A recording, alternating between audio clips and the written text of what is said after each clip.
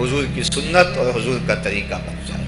جیسے میں اور آپ اپنے ان عزیزوں کے ہاں آئے ہیں اور ہمارا مقصد ان کی ڈھارس بندانا ہے، کیونکہ ان کا وہ رشتہ اس دنیا سے چلا گیا جس کا بدل زمانے میں نہیں ہے.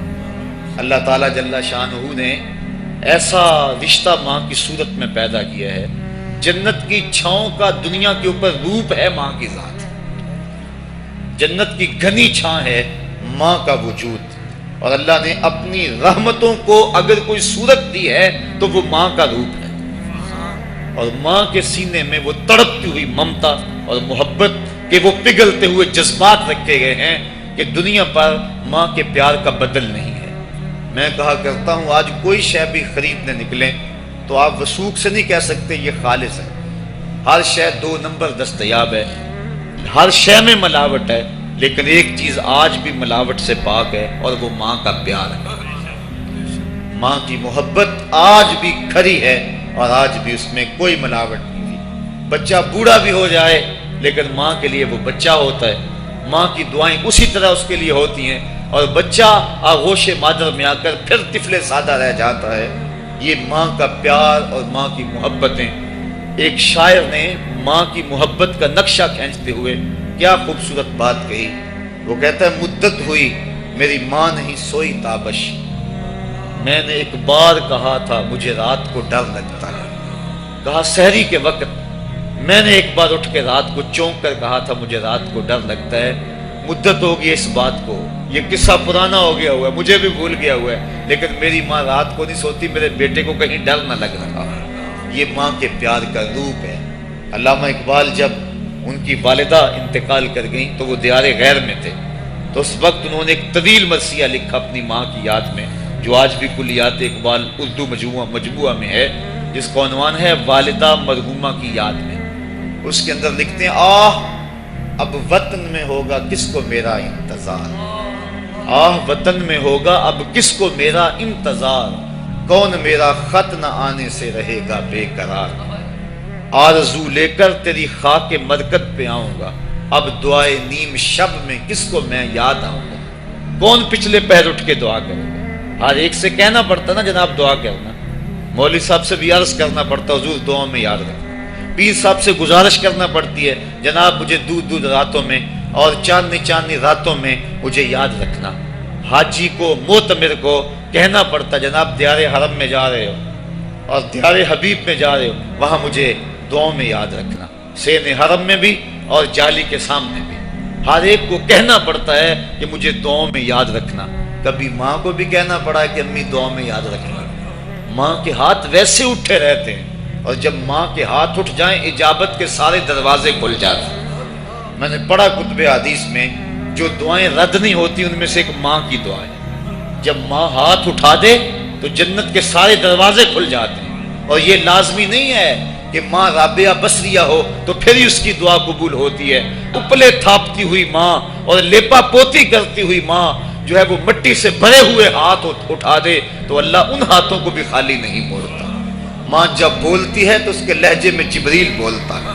ماں جب مسکراتی ہے لگتا ہے جنت کی ساری کلیاں کھل اٹھی ہیں. ماں کے چہرے کی رونق اور ماں کے چہرے کی جو ہے وہ خوشی بیٹے کے دل کو حقیقی قرار اور حقیقی تسکین دیتی ہے. جو ٹھنڈ ماں کے ساتھ نصیب ہوتی ہے وہ کائنات میں کسی اور جگہ پہ نہیں ہے. جو گھنا سایہ ماں کے دامن میں ہے وہ کسی اور جگہ میسر نہیں ہو سکتا ہے. وہ کیا کہا تھا کسی نے کہ 5 سٹار ہوٹلوں میں کھانا کھانے میں وہ لذت کہاں جو چولہے پر بیٹھ کے ماں کے ہاتھوں سے پکی ہوئی چپاتیاں کھانے میں آتا ہے. عالی جناب حضرت صاحب کیا کیا اسٹیٹ سیکرٹری نام لیتے ہیں لیکن وہ لطف کہاں جو ماں اوئے ببلو اوئے پپو اور اوئے مٹھو کہہ کے پکارتی ہے. جو مٹھاس ان لفظوں کے اندر ہے وہ بڑے اور بھاری اور بھرکم الفاظ اور خطابات کے اندر کہاں ہے. اونچی کرسی پہ بیٹھنے کا وہ لطف نہیں ہے جو ماں کے قدموں میں بیٹھنے کا ہے. اللہ نے ماں کے روپ کے اندر ایک محبت اور ایک الفتوں کا ایک ایسا دریا دیا ہے کہ جس کے اندر انسان جب جاتا ہے تو اس کے دکھوں کے سارے میل دھل جاتے ہیں اور وہ بالکل آسودہ ہو جاتا ہے. یہ ماں کا روپ ہے، یہ ماں کا پیار ہے. تو ماں کا بچھڑ جانا، اس دنیا سے چلے جانا یہ ایسے ہی ہوتا ہے جس طرح کوئی بندہ گھنے سائے میں کھڑا ہو تو اچانک اس کو دھوپ میں کھڑا کر دیا جائے، پھر اسے پتا چلتا ہے کہ کتنا گھنا سایہ تھا۔ جس طرح درخت ساری دھوپ اپنے اوپر سہتا ہے اور جو اپنے نیچے کھڑا ہو اس کو ٹھنڈک دیتا ہے، اسی طرح ماں باپ سارے دکھ اپنے اوپر سہتے ہیں لیکن اپنی اولاد کو ٹھنڈک پہنچاتے ہیں۔ ماں باپ کے اس دنیا سے چلے جانے کے بعد پتا چلتا ہے کہ میں کتنی گھنی چھاؤں سے کس کڑاکے دار دھوپ میں آ گیا ہوں، اور میری زندگی کے اندر کتنے دکھوں کا زہر گھل رہا ہے۔ جو زہر پہلے ماں ہمارے قریب نہیں آنے دیتی تھی، جو باپ ہمارے قریب نہیں آنے دیتا تھا، وہ اپنی باہوں میں اور اپنے سینے میں ان غموں اور دکھوں کو سمیٹ لیا کرتے تھے۔ تو ماں باپ کا اس دنیا سے چلے جانا یہ ایک ایسی محرومی ہے۔ میں اور آپ تو حیثیت ہی بلا کیا رکھتے ہیں، میرے اور آپ کے آقا و مولا نے بھی اس رشتے کی کمی کا احساس فرمایا۔ الحاوی الفتاوی کے اندر امام سیوطی نے اس واقعہ کو لکھا۔ ایک دن حضور حجرہ عائشہ سے مسجد نبوی میں آئے، تا حد نظر صحابہ حضور کے انتظار میں بیٹھے ہوئے تھے۔ جو ہی حضور کو دیکھا ادب سے کھڑے ہو گئے۔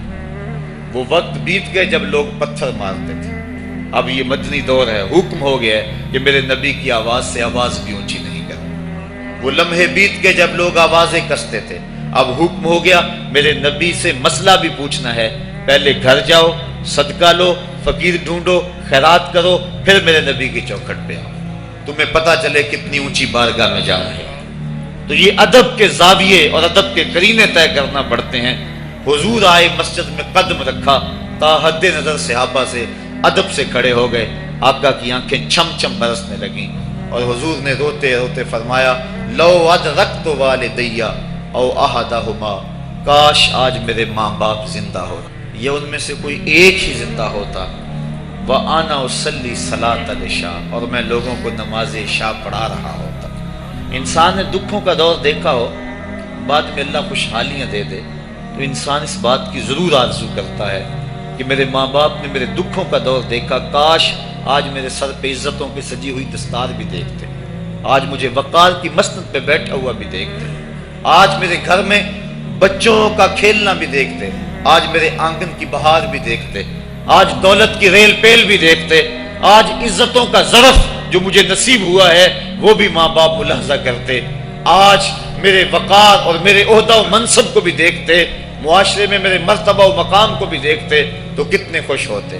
جب اللہ کسی کو دولت دیتا ہے، عزت دیتا ہے، شہرت دیتا ہے، تو جلنے والوں کی ایک طویل فہرست ہوتی ہے اور پیار کرنے والے بڑے تھوڑے ہوتے ہیں، لیکن ماں باپ بے لوث محبت کرنے والے ہوتے ہیں۔ تو انسان جب کسی ایسے مرحلے پہ پہنچتا ہے تو وہ ضرور یہ آرزو کرتا ہے، کاش آج میرے ماں باپ ہوتے تو وہ دیکھتے تو کتنا خوش ہوتے، ان کی آنکھیں کتنی ٹھنڈی ہوتی، ان کے دل کو کتنی تسکین پہنچتی مجھے اس مرتبے پہ پہنچا ہوا دیکھ کر۔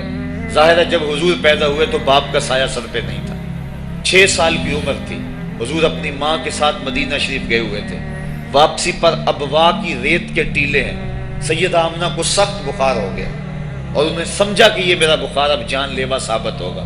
انہوں نے ام ایمن کو بلایا اور کہا میرے اس بیٹے کو بحفاظت امیر قریش عبد المطلب تک پہنچا دینا۔ پھر حضور کو سامنے بٹھایا، سر پہ ہاتھ رکھا۔ جب سیدہ آمنہ نے اپنے بیٹے کے سر پہ ہاتھ رکھا، بیوہ ماں کا ہاتھ جب اپنے یتیم بچے کے سر پہ آیا تو ابوا کی ریت کے ذرے بھی رونے لگے۔ سیدہ آمنہ کچھ کہنا چاہتی تھی لیکن ضبط کے بندھن ٹوٹ گئے، آنکھوں سے سیلاب اشک جاری ہو گیا، تو جو کہنا چاہ رہی تھی اس میں چند جملے ادا کیے جو ابن حشام نے محفوظ کیے۔ سیدہ آمنہ نے کہا، بیٹا ہر نئی چیز نے پرانی ہو جانا ہے، ہر باقی نے فنا ہو جانا ہے، میں بھی جا رہی ہوں، وَذِكْرَ بَاقٍ وَوَلَدْتُ طُهْرًا، لیکن میرا ذکر نہیں مٹے گا، میں تیرے جیسا ستھرا بیٹا چھوڑ کے جا رہی ہوں۔ جن ماؤں کے بیٹے اتنے اچھے ہوں ان ماؤں کا ذکر نہیں مٹا کرتا۔ یہ آخری لفظ تھے سیدہ آمنہ کے، اس کے بعد ان کا انتقال ہو گیا۔ حضور اپنی ماں کے جسد سے لپٹ کر روتے تھے اور کہتے امی آپ آگے بولتی کیوں نہیں ہیں؟ 6 سال کی معصوم عمر، ابوا کی ریت کے ٹیلے، کونین کے سردار کے لیے یہ دکھوں کی کہانیاں۔ اللہ کے محبوب علیہ السلام نے وہیں اپنی ماں کی تدفین کی اور اپنی ماں کی قبر کے اوپر پتھروں کے ٹکڑے رکھے، اور یہاں آج ہو بھی کیا سکتا تھا، مدینے میں حضور کی ماں کا انتقال ہوتا، کتنے صحابہ جنازے میں ہوتے، فرشتے جنت سے پھول لے کر آتے حضور کی ماں کی قبر پہ چڑھانے کے لیے۔ یہ ابوا کی ریت ہے، مسافرت، غربت۔ حضور نے مٹی کے اس تودے کے اوپر، اپنی ماں کی قبر کے اوپر پتھر کے ٹکڑے رکھے، اور وہ کیا کسی شاعر نے کہا تھا، تجھے کن پھولوں سے ہم کفن دیں، تو جدا ہی ایسے موسموں میں ہوا جب درختوں کے ہاتھ پھولوں سے خالی تھے۔ حضور نے اپنی ماں کی تدفین کی اور پھر ام ایمن کے ساتھ بیٹھ کے حضور واپس آ گئے۔ 8 سال کی عمر تھی کہ امیر قریش حضرت عبد المطلب کا بھی انتقال ہو گیا۔ میں نے ابن حشام میں پڑھا ہے کہ جب امیر قریش کا جنازہ اٹھا تو پورا مکہ امڈ آیا جنازے میں، لیکن 8 سال کا ایک بچہ تھا جو دیواروں سے لگ لگ کے روتا تھا۔ آج اس کا یہ سہارا بھی چلا گیا۔